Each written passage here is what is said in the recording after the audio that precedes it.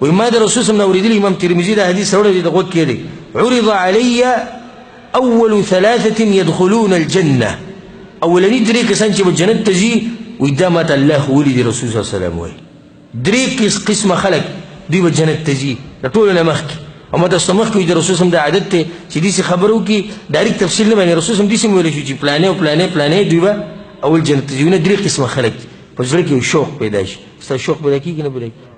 په دې چې پریدو کو بیان یې کو کنه شیخ زاید الله سے بیان کې پر روان درس درې قسمه خلک دوی به جنت ته هغه ولنو کسانو کې نه نوځي د درې کسان څوک دي شهید چې الله په لار کې ځان خوري کې دغه شان جدا دی چې سړی د سر نه تیر شي یو سړی د ښځې او د مال او د بچو نه تیر شي یو سړی د ژوند نه تیر شي نور قرباني څه ته وایي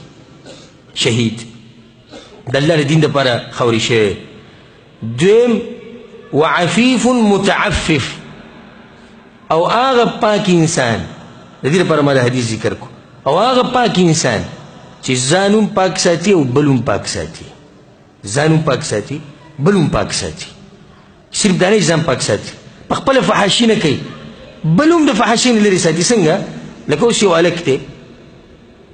ډېر پاک هلک دی فحاشي نه کوي چېرته یو ورځ ولې زنانه دعوت ورکو د فحاشۍ ده ورته وایي زه د الله نه ویرېږم او ته هم د الله نه ویرېږې دا ته څه خبرې کوي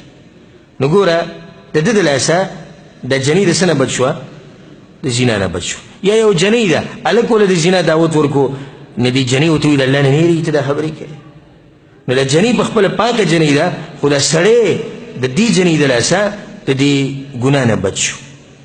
نو کوم سړی چې د خپل عورت حفاظت کوي او کوم زنانه چې د خپل عورت حفاظت کوي دوی په هغه اولنو کسانو کې دي چې جنت ته به ننوځي نو دا 2 کسان شو دریم وعبد احسن عبادة الله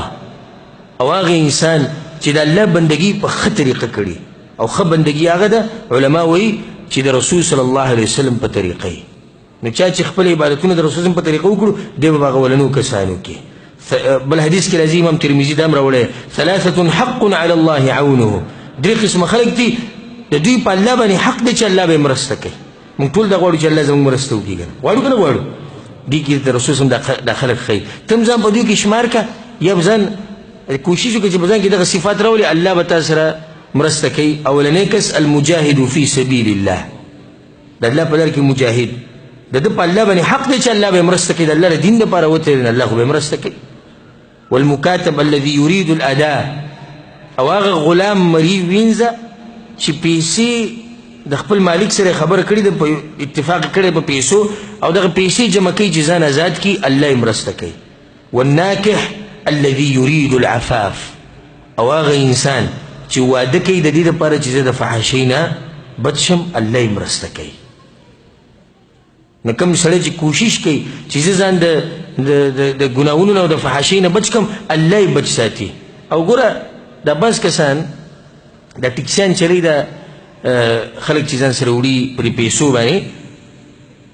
په دې کې چې کوم بېدینه دي هغو سره چې ته کښېنې دا سپکه موضوع به هغو چیړي او دا سپکې خبرې کوي جنۍ راوخته ماته دا ووایي هلک راوختو ماته دا ووایي جنۍ ماته دا ووایي هلک ماته دا ووایي ته به حیران شي چېرې دا څه قصه روانه وره د دې سره خو چې کښېنې دی دغه قصې کې ښه به یو نیک انسان سره کښېنه هغه به هم ټیکسي چلی